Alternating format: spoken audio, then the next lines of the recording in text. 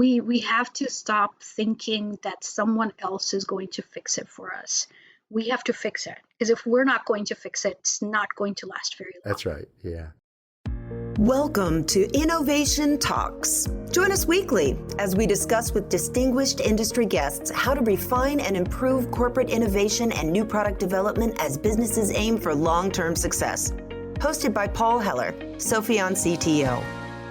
If you're looking for additional information around new product development or corporate innovation, sign up for Sophion's newsletter, where we share news and industry best practices monthly.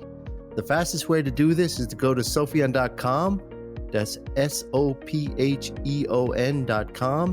and click the sign up and stay informed box. Hello, everybody. Welcome back to the show. Glad you could join us again. I have a guest this week, somebody very interesting with some nice experiences to share with us. I'd like to welcome Ketaki Desai. She is the Vice President of Business Development at the Ontario Centre of Innovation.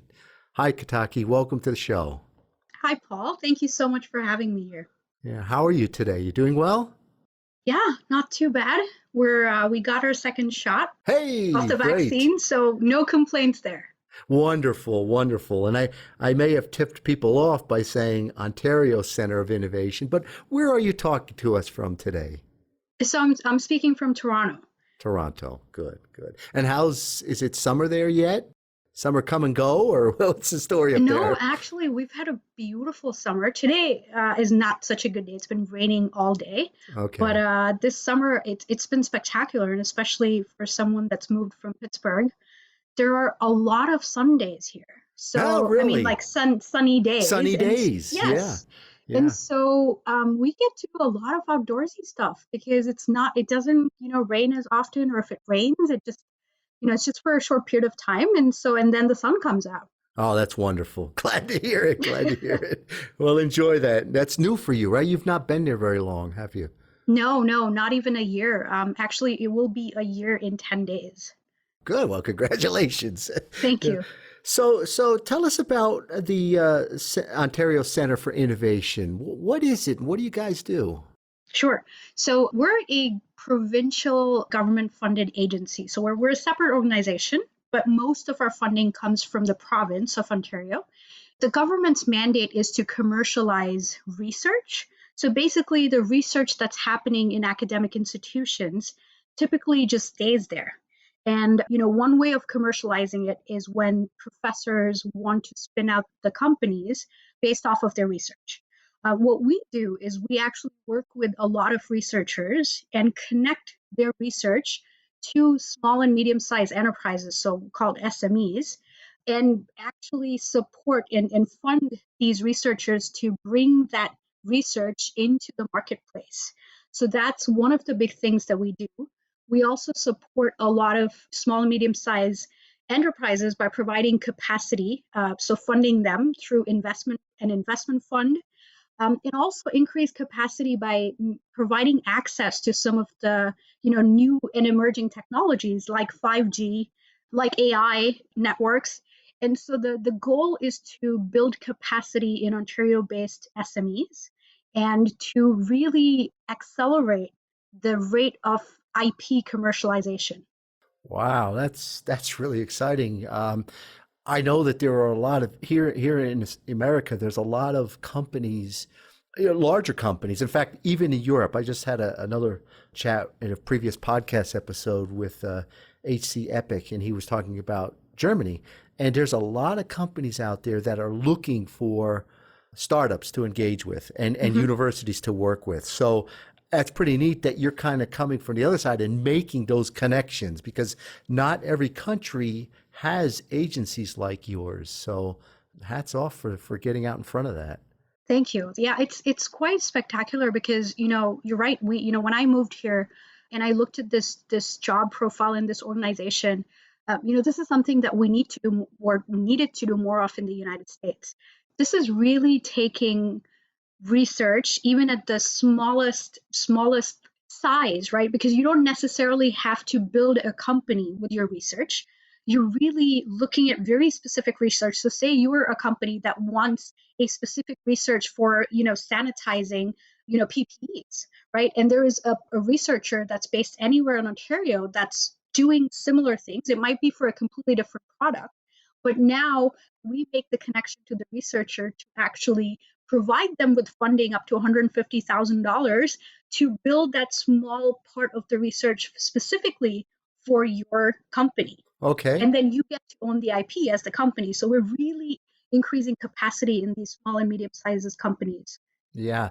Does it lead to acquisitions where somebody's working with maybe the supplier of the technology who's a small company, and then they say, yeah, let's buy you or bring you into our portfolio? Does it go that far? The intellectual property actually gets owned by the company. Okay. We want the intellectual property to get into the marketplace and not just sit in the ivory tower of a university. Understand. Okay. And in Okay. some cases, the researchers would actually realize that they have a real product there, and they might want to spin it out as a company themselves. Right. So Yeah. that also happens. Yes, Right. we do see companies spinning out from universities Mm-hmm. based off Mm-hmm. of some of these very small research projects that they did. Yeah, I'm familiar with some universities that are doing that. So I know from the university side that happens out there, and I just know there's such a need for people to find each other, right? Yes. I need a technology. Which universities out there might even have something? So I guess you're building a directory of connections, right? Absolutely. So you hit the nail on the head, Paul. The biggest thing that the Ontario Centre of Innovation, so OCI as we call it, does is I have a team of business development managers across Ontario. So right down from Windsor in the south to Sudbury in the north, there are people that are embedded in the innovation ecosystem across Ontario. And whenever there's a project or a need, my team gets together and actually looks at, where are the SMEs across the province and where are the research institutions across the province where there is actually research that can be matched to the need of the SME. Understand, understand. Well, how did you get involved in this? How did you get involved in innovation in general and then moving on into that kind of role? It's quite interesting. So I was born in India and I was raised in the Middle East, which is besides the point. And I moved to the US for graduate school. And my graduate degree was actually in cardiovascular physiology. That was my specialization. And after being a postdoc for several years, I realized that I really enjoyed working with people compared to instead of pipettes, and went and got another degree. So I got a degree in public policy, public management at Carnegie Mellon. A bunch of us started our first startup when I was at Carnegie Mellon. And that sort of got me hooked to this idea of being able to solve a problem on your own. Typically, when you think of something that's not working around you, you sort of look at someone else to point the finger at. When you have an entrepreneurial mindset, you're like, well, how can I fix it? And it wasn't something that I was raised with. I just, we didn't have any entrepreneurs in the family. It was just not a very entrepreneurial family. And so when I realized that you could actually do that, I got hooked. I was like, wait, we get to solve our own problems. That's how everyone should work. So I started my first startup at CMU. That didn't go up so well. I was part of several other startups, all of which failed. So there was a lot of learning experiences. And at some point, I got invited to apply as the executive director for an incubator based in Hermitage, so north of Pittsburgh, and about an hour and a half commute one way. And the great thing was all the failures, quote unquote, or learning experiences that I had from all these startups worked really well for all the entrepreneurs that I was supporting. And so I got more and more interested in innovation and how innovation plays such a huge role in economic development. And so I started sort of building my own niche in that very specific little, sector. And it's, sort of taken on since then. The last role that I had when I was in Pittsburgh was part of UPMC Enterprises. So I was the director of strategy for their $1 billion life sciences fund. And it was interesting because, I've been in a startup, I've been a co-founder, I've been in dev, I've run an accelerator/incubator. And the only thing missing was the venture side of it, right? How do you actually, what are the criteria when you're giving money and how do you make those decisions? So I got the opportunity to actually do that for a year.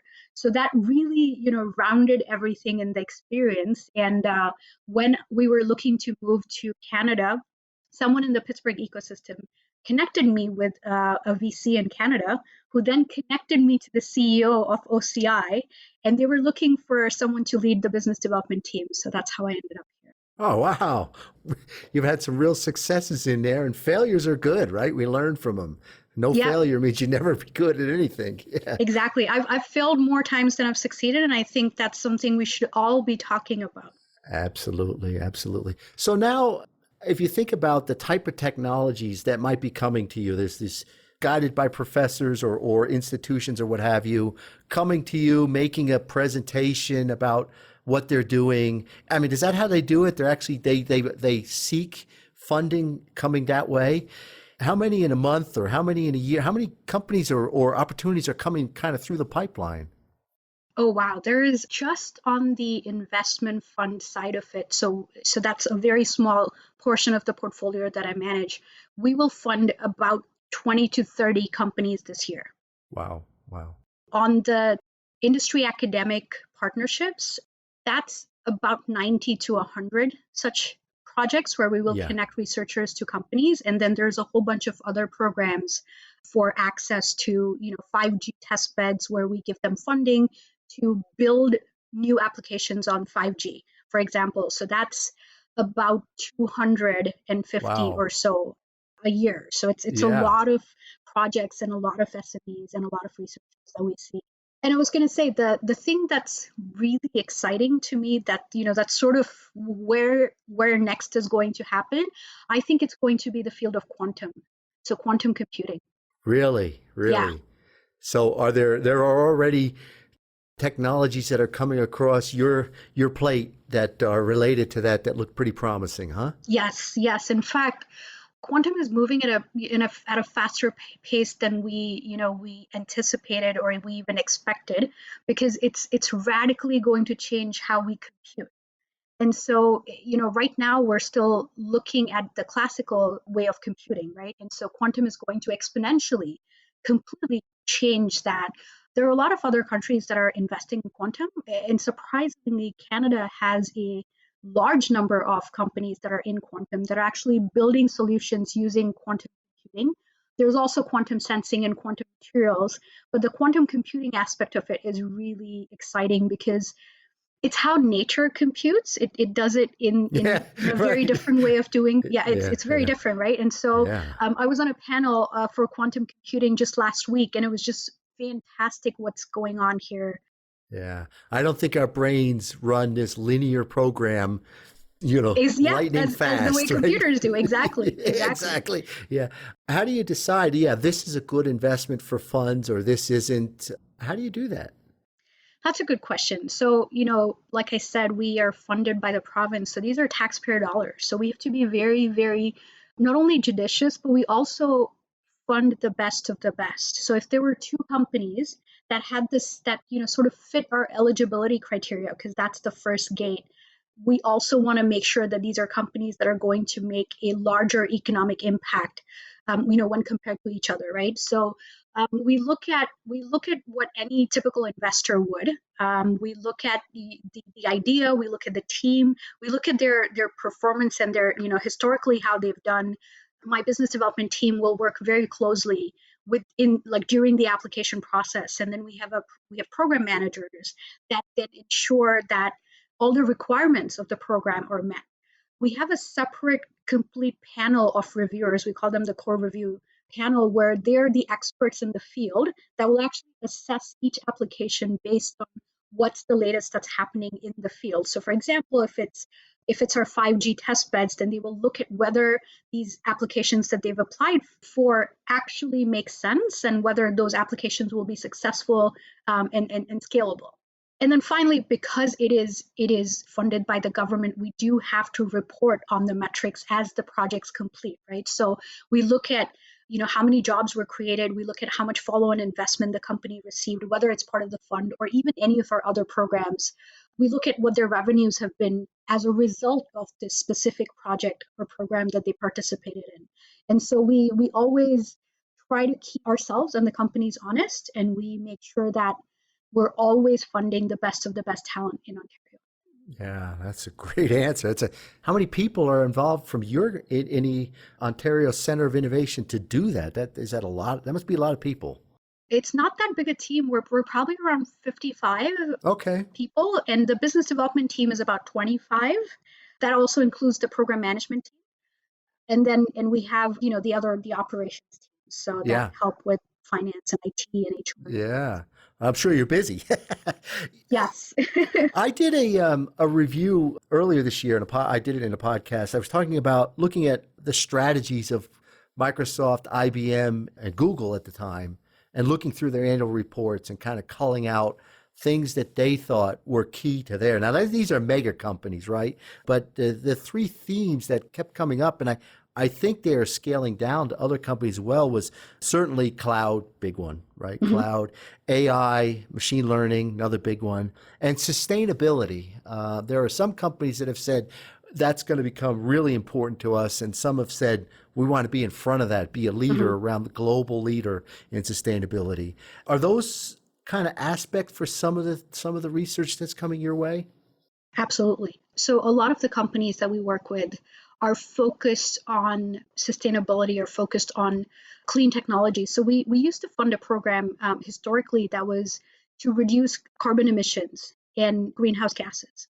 And so that was pretty significant funding dollars. And the impact that some of these programs have had, because we do these reports to the government, they've been really significant impacts. They've been, very significant. And so sustainability is important, even if with the wildfires that are going on in the West, like right now, British Columbia, there was a heat wave and things have been really bad. Even with during the pandemic, we've had companies that were doing something completely different, pivot to build better solutions for the community and for people when it comes to PPEs or when it comes to better tracking for people and contact tracing and things like that.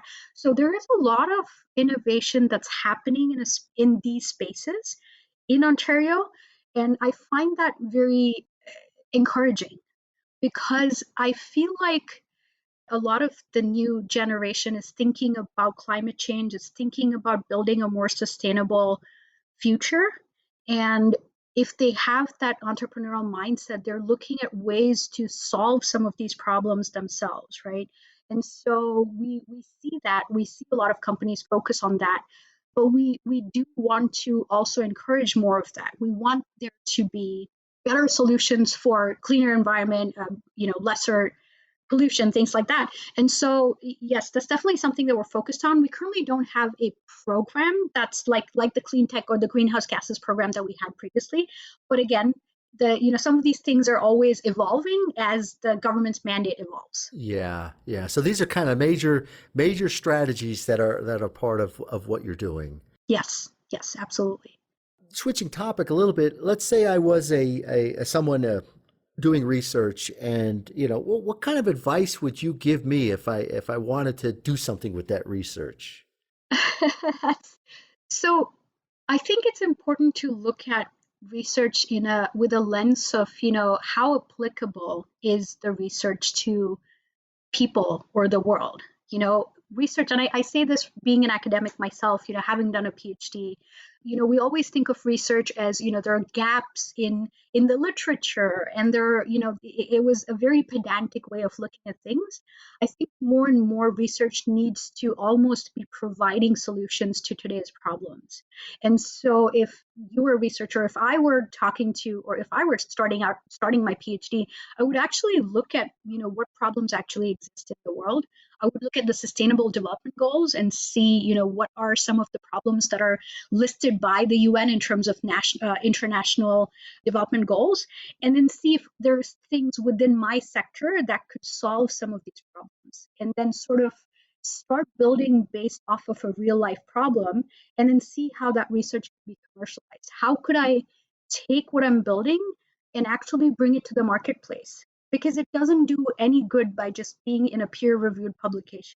You're right. Exactly. And I think that, there's probably a lot of people out there that don't know how to do that, right? Don't know how to get beyond the beyond the university walls, if you want to say Agreed, it that way. agreed. Yeah. Yeah, that's sort of what we did at UPMC Enterprises was we worked with researchers at University of Pittsburgh to help commercialize their life sciences research.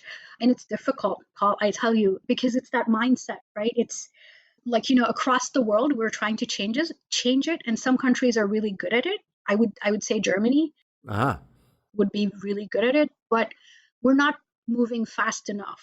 I think if we really want to make an impact on not just our environment, but just, how fast things are changing. I mean, with the pandemic, we were all just taken by surprise. I don't think anyone was prepared. And I will yeah, tell you, that's for sure. I don't think we're even prepared right now, knowing what happened and being in it for a year and a half. We're just playing catch up. Yeah. So research could look at some of these things and sort of start building the proof of concepts for how we could solve for the next pandemic. And then entrepreneurs need to come in and figure out, well, how do we take that research and build companies around it? Yeah, yeah. Do you have peer organizations? You mentioned Germany as a place that's doing a lot in this area. Do you have peer organizations around the world that are similar to what you're doing in the Center for Innovation there? Yeah. So the Fraunhofer Institute in Germany does very similar things. They actually have a much larger budget. So, every time we want to approach the government for increasing our budget, we Uh-huh. always mention them. But that's sort of what they're doing. They're taking research and commercializing it, they're doing a fantastic job. Yeah, I'm very familiar with the Fraunhofer Institute. In fact, we had a podcast a little while ago with Dr. Sven Schimpf from Fraunhofer, and There you it go. was just yeah, it was he was focused on different types of innovation, and they published some great research. Absolutely, Yeah, yeah, absolutely. yeah. Let's say the other side. If I'm thinking of bigger companies that are looking for this technology, right? They're trying to find startups to work with or universities to work with. What advice would you give those companies to be more successful at engaging the ecosystem around them and not just Mhm. trying to do it themselves? This was something that was very different for me when I moved here. So we actually work with a lot of large companies that are stakeholders in some of our programs.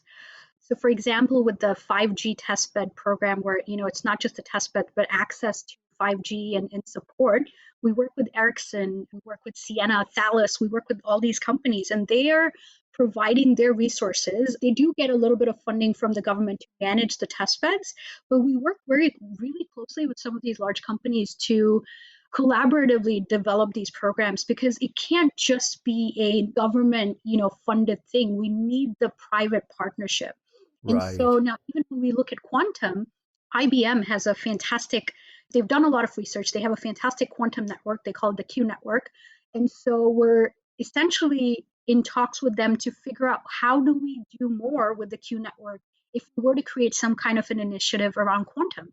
So the advice that I would have is you need to, one, understand how what you're building will could make an impact in your community in the long term, right? If you're thinking short term and profits, there is one way of doing things. But if you're thinking about, well, if IBM, and I'm just taking IBM as an Yeah, example because I sure. think they're doing a good job, this Q network, they're setting up almost entirely free. So they have one set up in Sherbrooke University in Quebec. And the idea is to give access to researchers at this stage to these quantum networks. So they start developing the research, the postdocs start working on this, and then, hey, guess what? When IBM wants to hire people and they want to build, more innovations, they already have seeded a pipeline of talent. Yeah, So that's sure. how, companies need to start thinking about, how do I give a little bit to the community right now so I can actually reap the benefits? And it's not just benefiting IBM, it's actually benefiting, the entire community at Sherbrooke University and the region, because, now you're developing talent for where next will happen. Yeah, yeah. So it can be a single company like IBM, or it could be a group of companies like the Correct. 5G companies you mentioned, right? They've all gotten Absolutely. together and say, hey, collectively, we're going to have a program around this. Exactly. And that's a great point that you caught on, is that sometimes you have to work with some of your competitors for Yeah, something specific that you think is actually going to build something better. If you think about the fact that all of these companies need small and medium sized enterprises to build on their platform, why not work collaboratively with an organization like OCI to build a program with the government so you have all these early adopters that are already lining up and building solutions before you widely open the network? Yeah, I think it's really forward thinking. I think everybody's realizing that innovation needs to move from just me to my ecosystem, right? You see Correct. everybody trying to coordinate together, and yeah, it's we used to have a word for it called cooperation, right? Oh. When you're cooperating with your competitors, right? You have to do I it. like that. Cooperation. I'm going to use that word. There you go. There you go. Take it away. Where do you see things in the long term? Let's say 5 years from now. That's kind of a long-term goal in the world of innovation. Wow. I'm hopeful. After I moved to Ontario and after I met some of the companies here and their passion for actually making a positive impact, which is not just about building more cryptocurrencies and making more money. Not that there's anything wrong in cryptocurrency. I really like the idea of a blockchain process for money transactions and also for a bunch of other things. But whatever we're building, we need to make a positive impact. And I think as long as people continue to think that way, and it's not just about profits, because that's not taken us down the right path, right? If you think about some of these issues that have come up with companies like Facebook, where we've started mining for people, and their attention spans is really what we're mining for and competing for. I don't think that's taking the world in the right direction. And so we need to question ourselves. We need to question whether we're doing things that would better humanity or not. And as long as we're doing that, I think we can remain very hopeful that things are going to move forward. I am a little worried at the rate at which climate is changing because we're seeing it every day. I mean, Toronto used to be a whole lot colder. And I know this year I was here and it really wasn't as shockingly cold as people told me it was going to be. So that's a little scary. Yeah, I know there are some scientists that have changed their language and they're not calling it climate change, they're calling it climate crisis. Yeah. So the scientific community is trying to get more focus on it for sure. Absolutely. So we have to stop thinking that someone else is going to fix it for us. We have to fix it, because if we're not going to fix it, it's not going to last very long. That's right. Yeah. Well, you've shared a lot of great insight, experience. Your enthusiasm and passion just comes right through. So I think we're talking to a great person who's in the right spot at the right time. Thank you so much, Paul. That's very kind of you. I truly love doing what I do. And I think when you work with people that have ideas, it just makes you feel like, you're a part of it. Yeah. That keeps you positive and keeps you optimistic. And, I love working with people that want to change the world. Yeah, there you go. Ending on a note like that I couldn't ask for a better ending for a podcast episode. I want to thank you, Ketaki, for spending time with us. This was really great. I think it's an insight into innovation that not everyone deals with every day. So it's been very interesting. And clearly you are a person who likes to share. I know a little side fact, I saw that you posted help for the next person who wants to move to Canada, a whole checklist of how you do it and here's the good parts, here's the bad parts, here's what's easy, here's what's hard. So you share in so many different ways, and thank you for sharing with us today. Thank you so much, Paul. This was a joy. Thank you for asking really good questions. The 30 minutes went by really quick. It did, didn't it? Yeah. If people want to follow you and find you, how do they do that?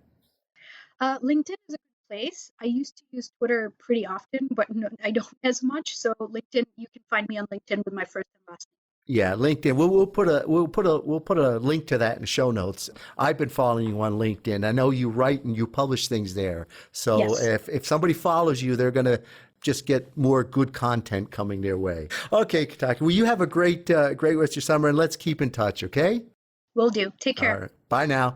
To our listeners, thanks for joining us, and have a great week, and we'll talk to you next time. Take care, everybody. Bye for now. Thanks for joining us this week for Innovation Talks with Paul Heller. For additional information on today's topic, check out sopheon.com, SOPHEON.com, where you will find plenty of innovation-centric content and corporate best practices. If you'd like to discuss anything with Paul or would like to get in touch with the show, email us at talks@sopheon.com.